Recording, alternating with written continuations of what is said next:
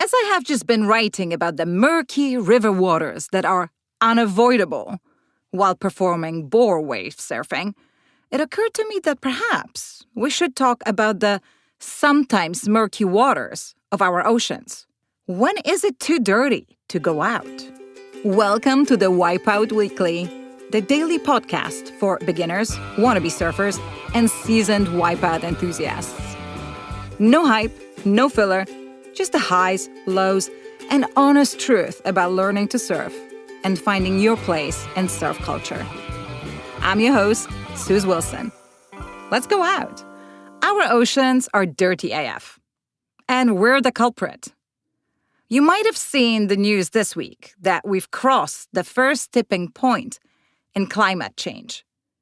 Namely, scientists have determined that the tipping point for coral reefs begins when global warming reaches about 1.2 degrees Celsius, with somewhere between 70 and 90% of coral reef dying when that number climbs to 1.5 degrees. Now, we're being told by scientists that we're in the middle of the coral reef dieback, the collapse of coral reefs worldwide, if you were.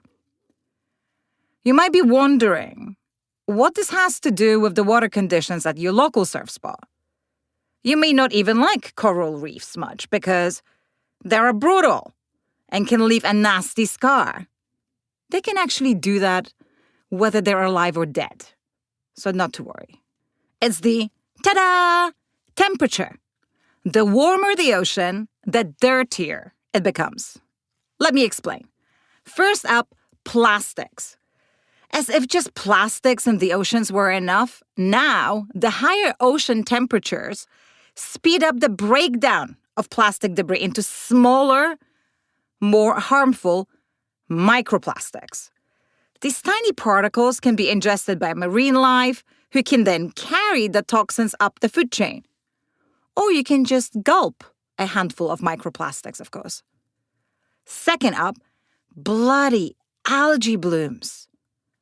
Warmer water in the oceans, especially when combined with nutrient pollution from runoff, makes it perfect conditions for the bacteria to grow.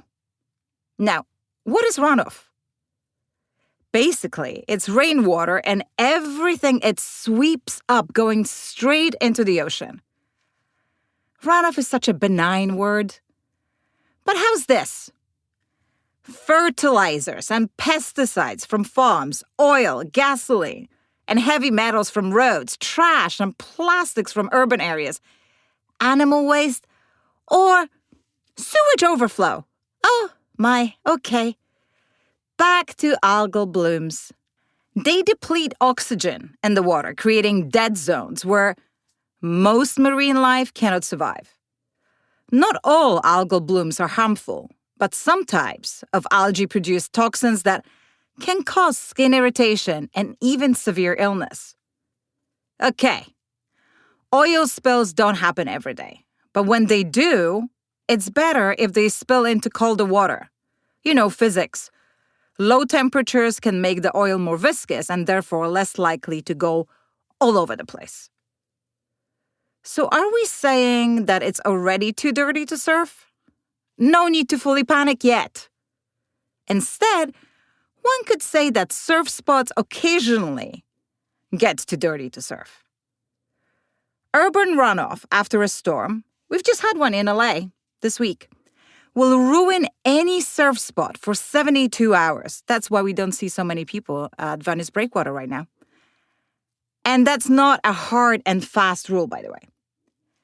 And even if the water looks surfable, i.e. not brown as baby's poop, it can still be full of E. coli, staph, and other gross things that can cause ear infections, skin rashes, pink eye, sinus infections, and tummy issues. So be aware of the risk you're taking if you're not adhering to the 72-hour rule. It's always good practice to follow beach closures and health advisories, even if they are sometimes somewhat conflicting. The 75 to 200 million tons of plastics in the ocean? well, this is not going away, and something we'll need to live with for now. As we will also have to deal with human overcrowding. Would you believe it? There's currently a study being done on how too many people on the beaches is actually contributing to increased bacteria in the oceans.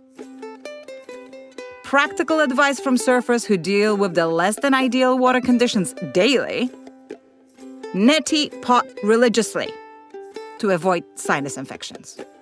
And that's all for today. Check out the Wipe Weekly for our free newsletter, more stories and ways to connect with us. Thanks for listening. See you tomorrow for more of the Wipe Weekly.